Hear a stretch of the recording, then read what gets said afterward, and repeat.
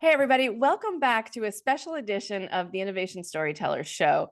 I am beyond overjoyed, over the moon. That's me at the end of the rainbow with a pot of gold because I get to have a conversation with my innovation intellectual mentor, Peter Temis.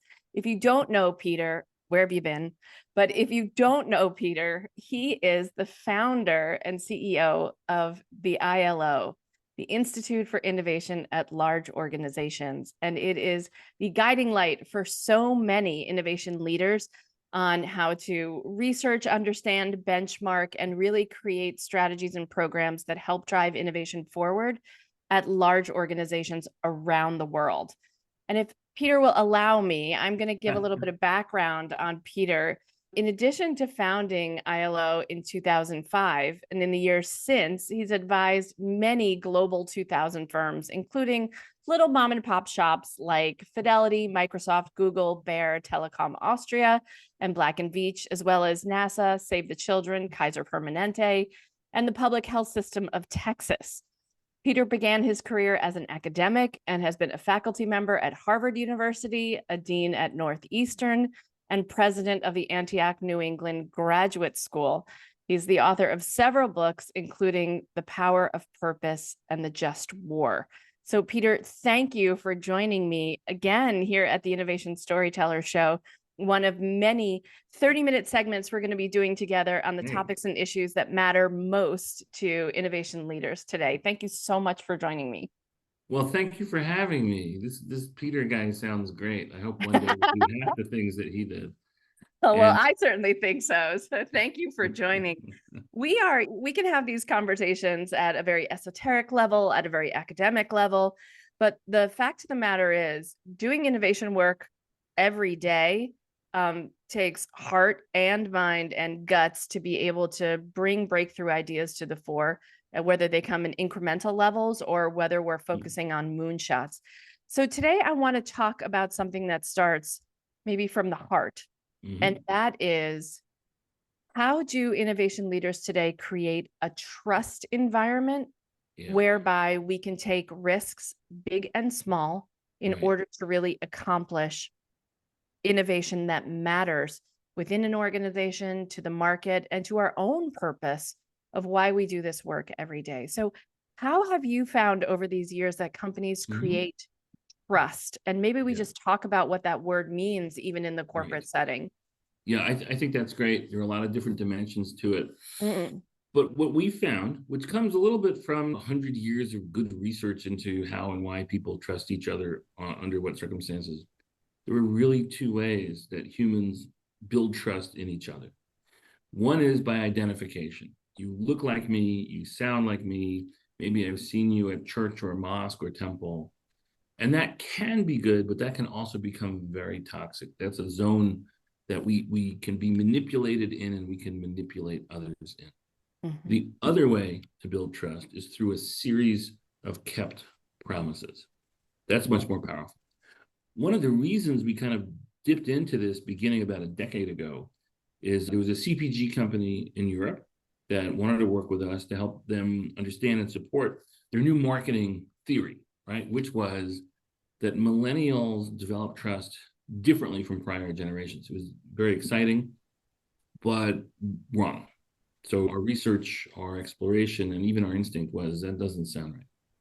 And what we've seen over time is that generations are different only for two reasons. Number one, the physical and information environment they live in. I mean, millennials, in a sense, develop trust differently because a lot of it comes through social media, online communications, email. Old people like me learned the basics of trust without that stuff, so it could look like it's really different. But old people specifically like me, heavy Facebook user, running my business very much online, I actually have very similar dynamics to my kids in terms of how I build trust because I'm in that environment.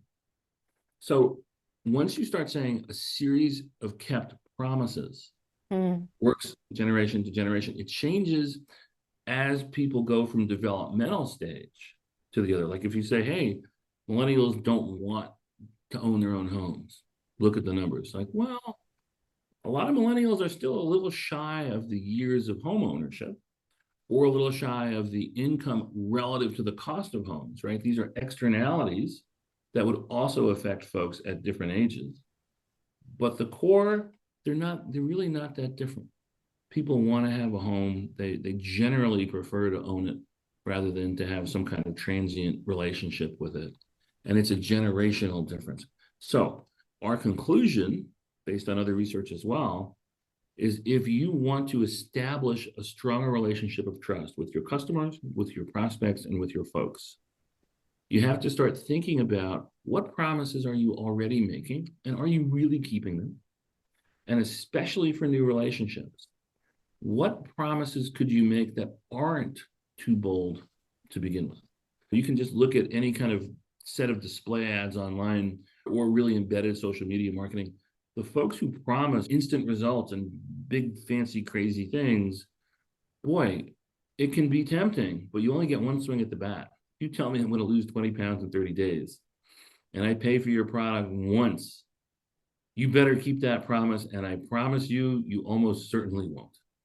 Because I know me, and ice cream Well, is too big a lure, yeah, even if and I you know follow the what? program. Right. And then if you said, well, millennials can lose weight that fast because they're different. But this point you're making about make your promises, keep your promises, right? And start with really small, easy to reach Yeah. promises. Yeah. What's an example of that, Peter?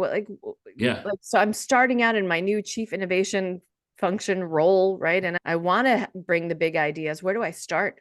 Right. Well, so you start with solvable problems that people have internally. Mm. If you're looking not at the market, but now you're looking internally to the organization, and you want to build trust for this scary sounding kind of function that maybe proves that you weren't doing your job well enough because they suddenly got to show that they could do it better. The question is, how do you approach stakeholders internally? Not to say, I represent the future, implying that you don't, but to say, I have a set of tools to help you solve problems.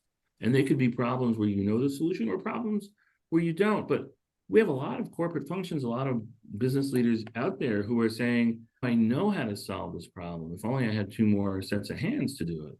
So we're going to keep muddling. Well, if I'm the innovation person, I see that as an opportunity to say, I want to lend you an exec. I want to lend you someone who can help solve this. I literally just had this with a not-for-profit I'm on the board of. The senior manager said, I can't solve this problem and deliver what you, the board, wants, but I'm going to put it on my list. And my response was, okay, none of that put it on your list nonsense. Tell me what you need. I know you can do it. You're so talented. What do you need? And then I'm going to give it to you. And I reached into my pocket, and it was 10 hours for someone to boost up something. Take that over to a large for-profit organization. You have the opportunity to build a relationship by saying, what's your biggest unmet need that you know how to address if you had more resources? The first thing I'm going to do is just share resources. I'm going to make a promise and keep a promise. And that's kind of an easy promise to keep. Mm. And it may be that I, as the chief innovation officer, will move in and I will be the stopgap because I don't have enough other resources to share. Great. Double bonus, triple bonus. I'm helping you solve a problem and I'm keeping a promise.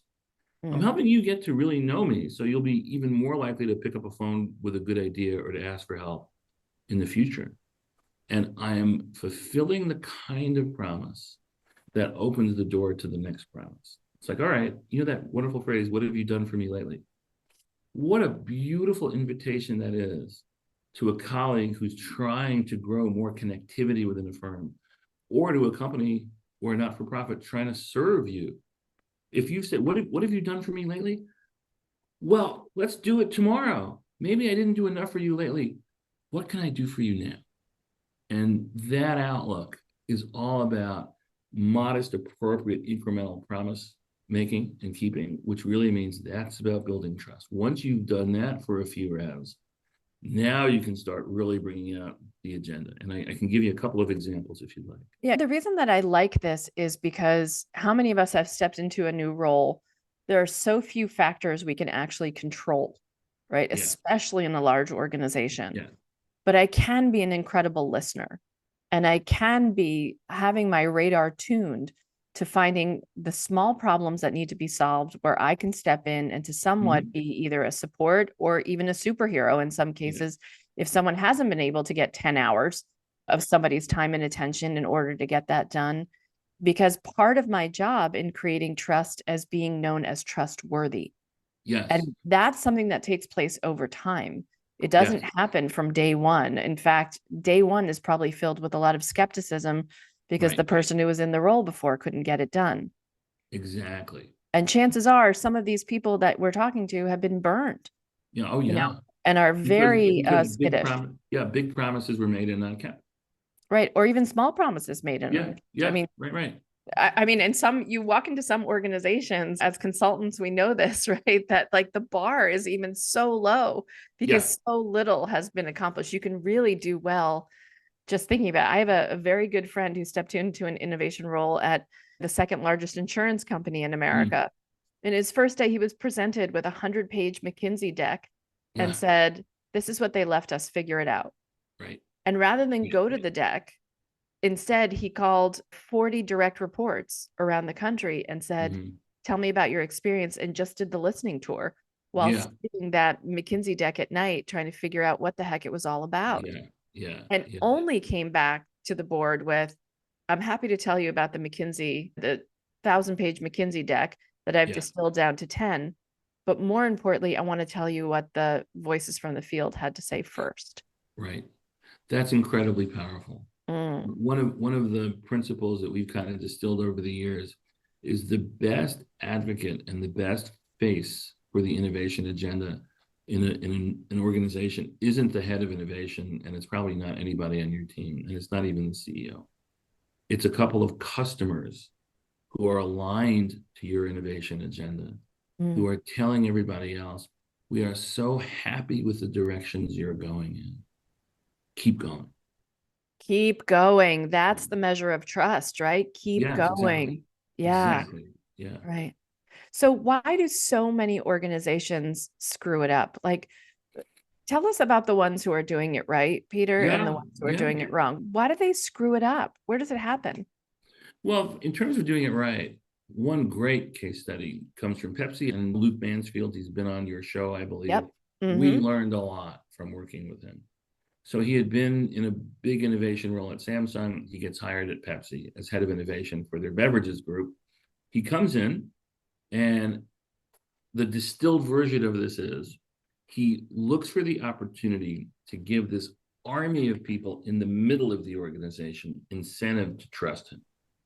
And who are these people with the greatest influence? At Pepsi, they were brand managers and company managers. Rather, brand managers and country managers, right? Country managers. Yeah. So I just want to say, like, what a unique perspective is to say, I'm going to look at the middle. I'm not here to impress the C-suite.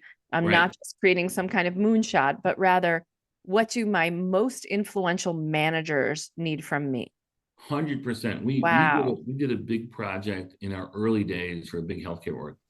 And in fact, we did it for them and we did it for the US Navy. And in both cases, we had the Admiral Bianchi in the Navy and we had the president of the health system. They were our advocates. They agreed to do this really interesting project that was happening at the customer contact level. And they got people, because they asked for it, in those management roles facing customers to salute and say yes. And we were welcome and we did this work over 3 months. And measurable outcomes. It worked. This experiment, it worked. And no one was there to receive the rollout. Nobody was interested. Oh my God, because you had no buy-in in the middle. We had the lower guys who didn't care. They were just doing it because the boss told them to. And we had no one at that next level who knew about it, who believed in it. Even though we had third-party verification, we are moving this needle. That was a big lesson. You have to be able to map the whole chain from the CEO down to customer contact. Who's next? What do they know? And this is a lot about your work, Susan, with innovation storytellers. What do they know about what we're trying to do? What do we know? What do they know about the measures of success? And what do they know about what they value most and how this makes that better for them? So Luke goes into Pepsi and he sees, okay, these managers have very specific measurable goals. They all want more volume. The people who are country managers want growth in their total sales which either means sell more of what they've already got or bring in more in the product portfolio that they can sell as fast as possible. And then the brand managers had the product, each had a product, and they're looking for more places to sell the product. He asked one question, because Pepsi had been doing a lot of acquisitions. Where are the successful acquisitions selling, and where have they been tested? So Caro Coco was a recent Pepsi acquisition, the number one selling cocoa water in Brazil. And it made a lot of money in Brazil, and it was working. We're talking about coconut water. Coconut water. Yeah. Yeah. And then the question was, okay, what other markets are we selling it in? None, zero. So you already had the product formulation. You already had a lot of compliance stuff. You already had some visibility in countries near Brazil. You had all these things that would usually be a kind of capital developmental cost that were already done and paid for. You'd have to localize for a specific market. He found 20 products like that and set up a test just to do market research for acceptability for appetite among the consumers in 20 different countries. That's 400. That's a grid of 400 opportunities. And he used some innovation magic that we helped with. We can talk about that later to get the cost for testing close to zero. He ran the tests, 100 worked. And he told us, he said, there's no career marketing or research executive knowing these results who would have done this, because 300 failures is too much of a weight. But who cares? They had managed the cost, right? Managing the cost to reduce the cost of failure close to zero. So those 300 failures really didn't cost much at all. The 100 successes represented $1 billion of incremental business over 3 years. And in the process, he had 20 brand managers and 20 country managers who saw him keep his promise. And he had 10 brand managers in a smaller number of markets, right, who had money put in their pockets. And that became a story that people told. And then he could start addressing his big agenda, which was much more disruptive. And so how did people respond to those changes, suddenly having coconut water in their midst? Like, what was that? Yeah, so I mean, that's really interesting, because if you say, okay, great, how big is this in Chile? Well, we haven't tested it in Chile. If it works in Brazil, it's probably going to work in Chile, because you have so many people living in the same places or essentially of the same culture. And of course, it killed it in Chile, killed it. In China, maybe not. In the US, it became an also-ran. But you had enough countries where it just was a relatively easy fit. I don't want to oversimplify that. But compliance infrastructure is not that different. If you're in two different adjoining or nearby countries that have the corporate infrastructure, we've got a fleet of drivers in both countries. We're already selling a lot of Pepsi in both countries. The test is so easy to do relative to launching something new. And if it works, the rewards are so big. So the country managers loved it because they're making more money and they've had to invest very little. The brand managers love it because they're being measured on how many cases of this do they sell, period, across the world. Yeah. So that trust infrastructure, let's say, with these small bets, right? These small experiments, what's the story he needs to tell to get people on board with that idea? Yeah. It's a question he needs to ask first. What's your goal? And how can I help you with your goal? And when the most cynical person who's not creative and thinks innovation is stupid responds, what's my goal? To sell more cocoa water. Soda. Yeah, right. I'm a cocoa. It's my brand. My only goal in life is to get every man, woman, and child on the planet to drink Caro cocoa water. Like, okay. Okay. That's a fair answer, and it's valuable for him to hear. Yeah. So even the most reluctant people, and a lot of this you can map even before you talk to them, what are they being incentivized for? So that connects to the story at Microsoft, right? Brilliant early phase growth. I mean, it's changed our lives. A lot of respect for that company. And Steve Ballmer, compared to me, is a great manager. Compared to Gates, well, maybe Gates staffed himself with better managers around him. Compared to Satya Nadella, oof. I mean, Satya's going to go down in history for his talent as a manager. I saw an ad last night on the internet served up to me. It was on Twitter, actually. They have these kind of like retro throwbacks of commercials and things like that. And it was Steve Ballmer trying to sell me on Windows. Why I should buy Windows. And it was like, it has a clock. It has Flipsy. It has that annoying little Right. Clippy. Clippy, right? Yeah. Just going through all these things in the operating system and just like, Yeah. is it $4.99? Is it $5.99? Would you expect to pay $1,000? Like he Yeah. was selling Ginsu knives, and it was like Right. all for the low price of $99. To your point Yeah. of a dollar is a dollar, and that's all that matters to me. Exactly. Right. And that was the sales culture. So this Mm, was also in the early days of transition for Microsoft making its money mostly by selling shrink wrap software and license seats to corporate development, corporate client service. right. And it's really interesting to see what was going on there. So that meant that the salespeople were becoming strategically more important. And if you ask those folks in the Ballmer era, how does your sales bonus stuff work? And how does that relate to corporate strategy? What they would have said, and we spoke to some of these folks, was I'm not really sure what the corporate strategy is, but I'm making a lot of money. And the way the Mm, bonus works is how many dollars do I bring in? I get a percentage. And the phrase I heard all the time, the dollar is a dollar. So if Microsoft had announced a strategy in those days, no one cared, no one heard it. If the strategy is itself a promise of what we're about and what we value, that was an unmet promise. Satya comes in, and after about a year, he starts talking about a new strategy. And this is 10 years ago.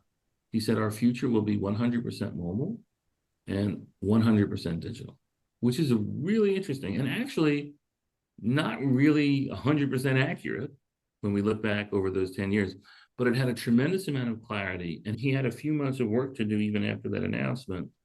But at a certain point, salespeople and product development folks stopped getting paid at the same level for work on the old world accounts. So, right. Incentives matter.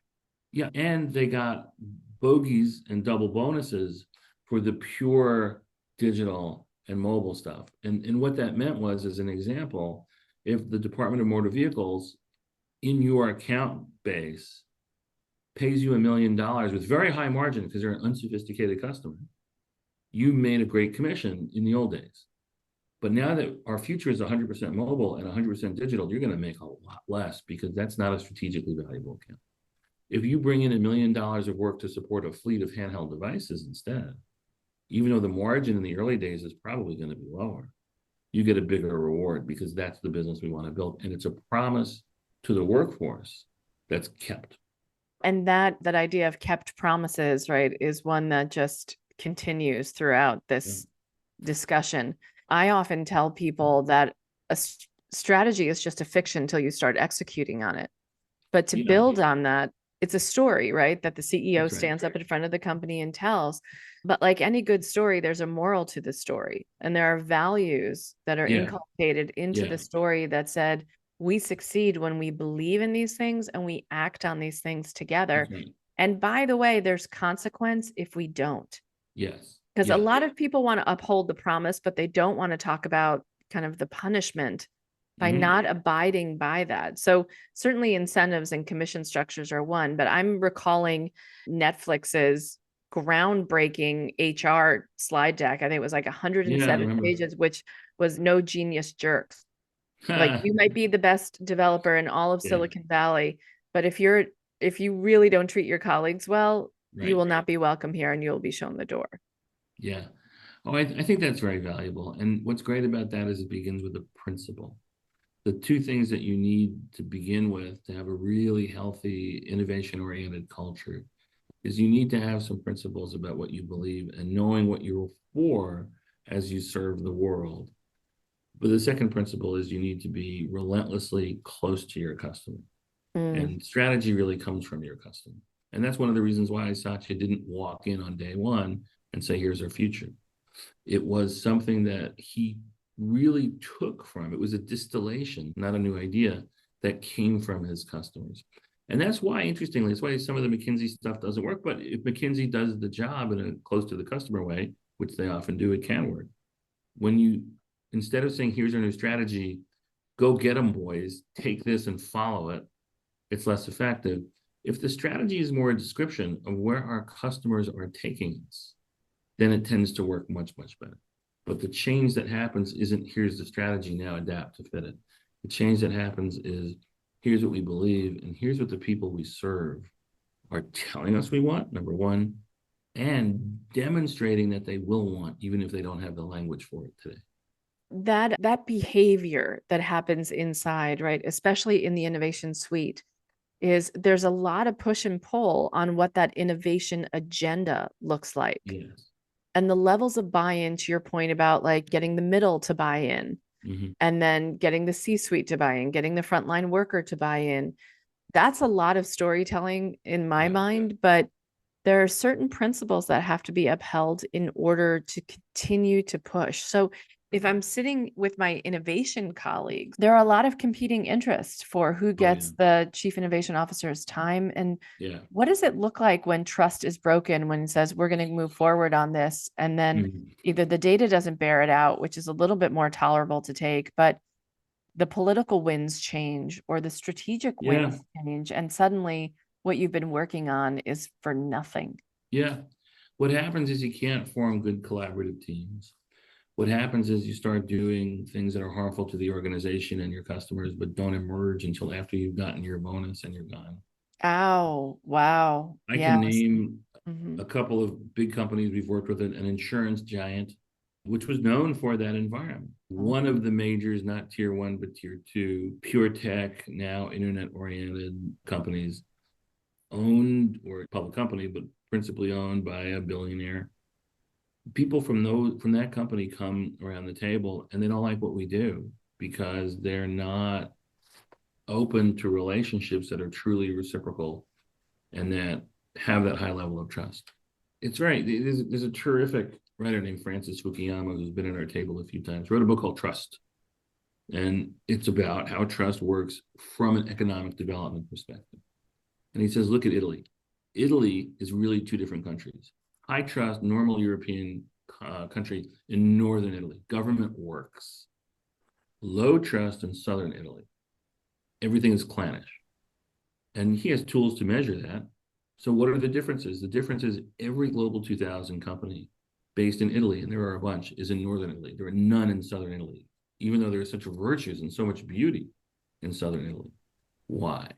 It looks from a distance like it's high trust because it's my brother, it's my cousin, it's my best friend. Those are the people I build business with. There are only so many of those people. There aren't 1,000 of them who are good at jobs. Because there's no trust in the structure, there's no trust in the government, there's no trust in the law. I have to only work with individuals who I have high trust with. And that doesn't scale. And that doesn't scale. Right.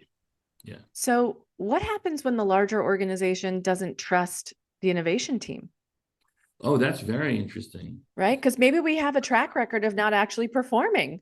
Yeah. Maybe we've gone through some gulfs of some moonshots that went womp. I mean, it goes back to this idea of innovation as a matching function. There are innovation leaders who work well in the most hostile environments. And these are battlefield leaders. They expect people to be shooting at them and they adapt and build tools. Or might even like it. They like being the underdog. Yeah. I mean, I can think of one guy, again, working for a really big company, spent the whole day with us, the great event, brilliant people around the table. And he walked out with a frown on his face. He said, this is nonsense. He says, here's what innovation is in my company. My company bought the company I started. And the CEO said, if you can solve this problem and build a $100 million a year business, I'll help you do it again and again and again. That's what innovation is. It's like, okay. And this is a Steve Jobs level, brilliant guy with brilliant insight.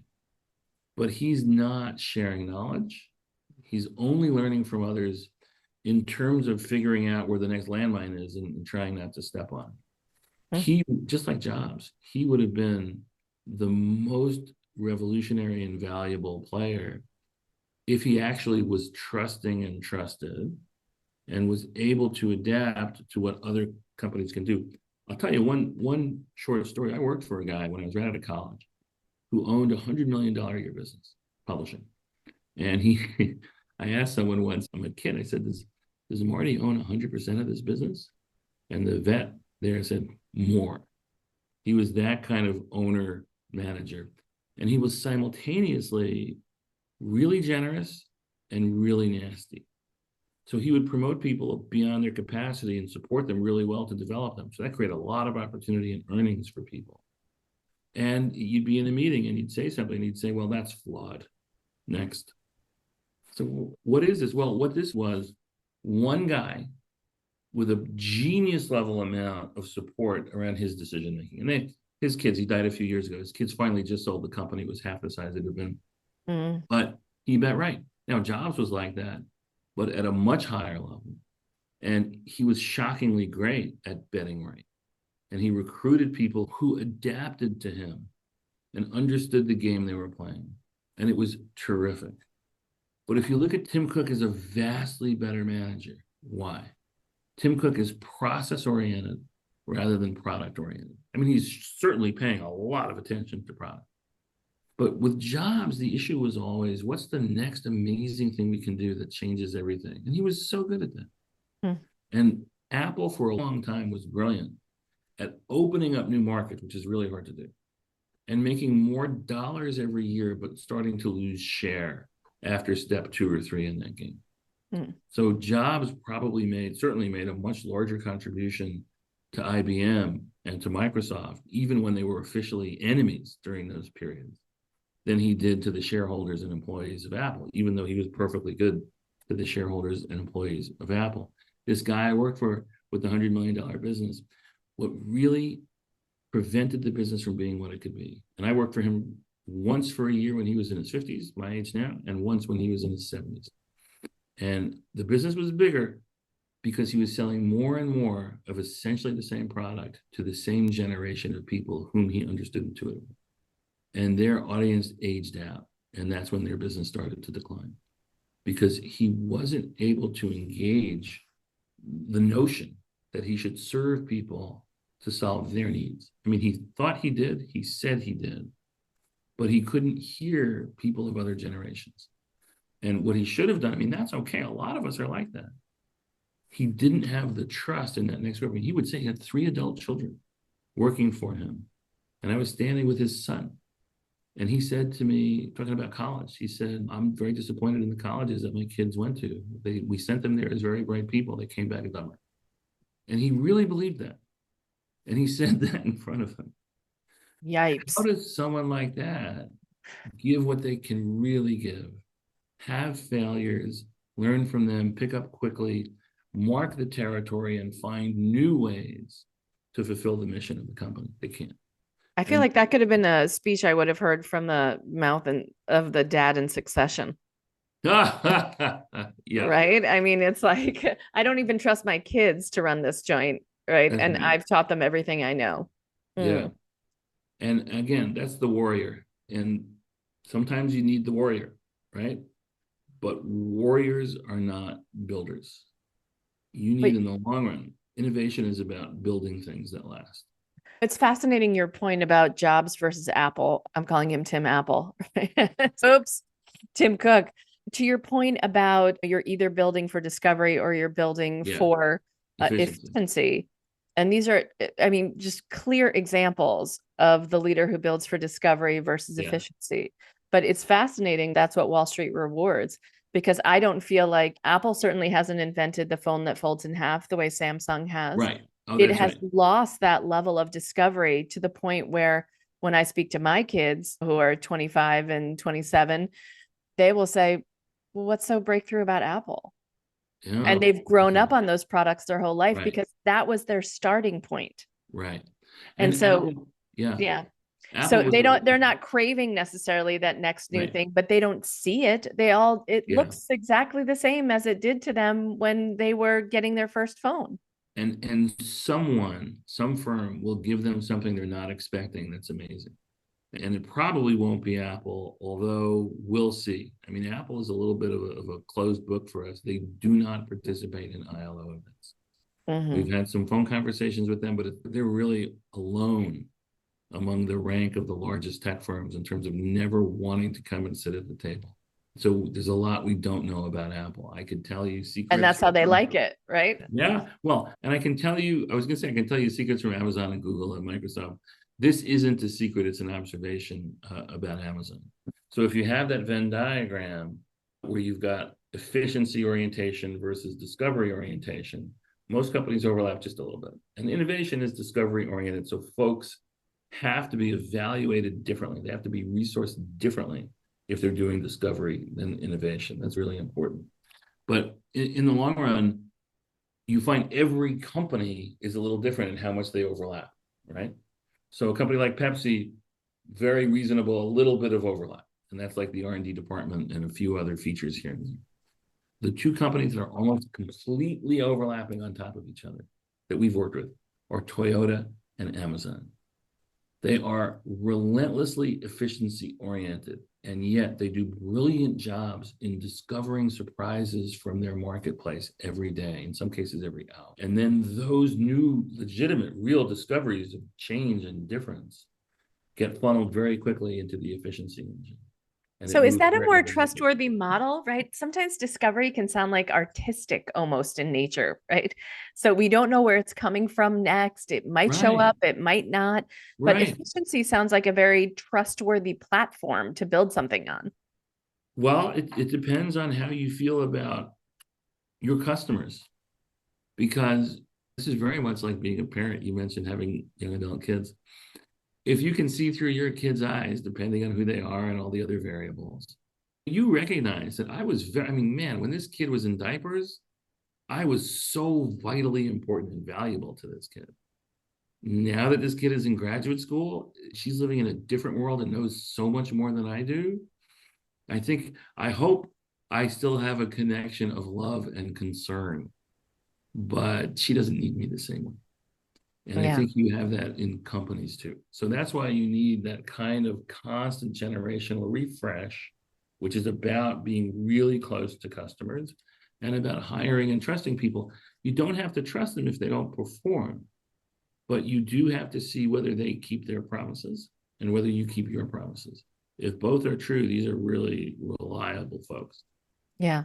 So, Peter, what's the big takeaway on trust? If I'm like either new to the role or I'm Yeah, recognizing that there's some promises broken along the way and I need to that's right. restore that. What's the takeaway for people who are trying to create a culture of trust in the Yeah. innovation suite? So don't be too top down. Don't be too ambitious. You build trust with humility. Corporate humility is tough. You have to have clear values ahead of time. You have to allow the benefits of your success to accrue to the ordinary people in your organization and to accrue to your customers even more, Hmm. because that reciprocity of reward is what keeps things in balance. If I walk into a company that has a low level of trust, and that's hard for me, either I'm going to have what it takes to be a change agent by focusing on the new promises I can make next, right? And this is actually very much like switching over to a new data or computer system in a very dynamic, fast moving company. The real best practice for doing that, which takes more money in the beginning, if you are the CIO of the IRS and one of the people you and I know well from the ILO Institute had that job, oh my gosh, terrible job. Oof. You effectively are completely unable to take all the system level stuff you have in your existing operating system with all the data wired in there and change it and move it up the next gen. For all kinds of reasons, you almost cannot do that there. So what's the best practice? The best practice is, as of Monday, we're going to keep feeding all the new data into the old system because we need all that's built in, all the functionality of the old system. And we're going to duplicate it and put it in the new, better, modern, reasonable system. And if 5 years from now, we still haven't been able to get the old one working better, we've now got 5 years of data on the platform that's right. And in 10 years, we've got most of our data in the new platform, and we can run the old one as a legacy. But at least while we're banging our head against the wall to make that change, we've got the new one. So if you come in as the head of innovation, if you come in and you're working for company O or another company that has a very low trust, company A in the insurance sector, you can still have a parallel build of trust. Mm. And that's going to serve the company well. It's going to serve your customers well. It'll serve you well. It doesn't mean you'll have success in a long career there, but it means you're doing something more valuable to everyone else. And that's the best bet to make. I mean, really, if you, I was giving a talk once with a company that had a lot of hustle to it. And we're talking about strategy. And people were saying, well, what about this? What about that? And at a certain point, I said, listen, bullshit is not a good competitive strategy. It's really not. I mean, sometimes it's tempting, but tell the truth. Win by working harder, win by providing more value. And get there by understanding what challenges people are trying to solve first and foremost. Then you have this great innovation toolkit of ways to experiment, ways to discover, ways to build, ways to experiment. But first you have to know what you're doing, and you can't sit in a room and lock the customers out and figure that out. Trust begins with a true desire to serve and solve problems. If you start there, all the other stuff that we do becomes much more valuable. Amen. I'm going to leave it there, Peter. Thank you so much for joining me on this very important topic of trust. I'm very eager to hear my audience's response to trust. How do you create a trust environment in your own organization? What's working, what's not? And feel free to share some of your horror stories about what trust does not look like from the places that you've worked before. You can either share their names or not. I'll leave that up to you completely. Peter, thank you so much for joining me on the Innovation Storyteller Show today, our special ILO edition of the show. Thank you. Thank you so much.